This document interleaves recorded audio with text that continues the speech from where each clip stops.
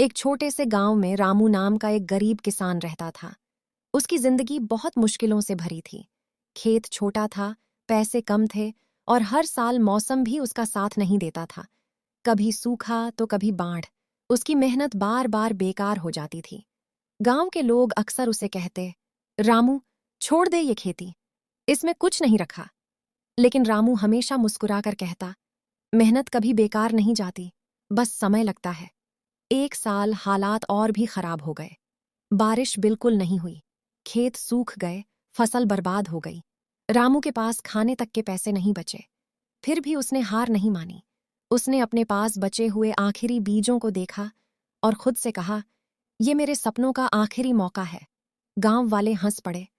अरे, जब बारिश ही नहीं है तो बीज क्यों बर्बाद कर रहा है? लेकिन रामू ने किसी की नहीं सुनी। वह हर सुबह उठता, खेत में जाता और अपने सूखे खेत में पानी की थोड़ी थोड़ी बूंदें डालता, कभी कुएं से, कभी दूर नदी से। दिन बीतते गए, लोग उसे पागल समझने लगे। लेकिन एक दिन आसमान में काले बादल छा गए, धीरे धीरे बारिश शुरू हुई और फिर तेज हो गई। रामू के खेत में जो बीज उसने विश्वास के साथ बोए थे, वो अंकुरित होने लगे। कुछ ही हफ्तों में उसका खेत हरा भरा हो गया। जहां बाकी किसानों के खेत खाली थे, वहां रामू की फसल लहलहा रही थी। गांव वाले हैरान रह गए।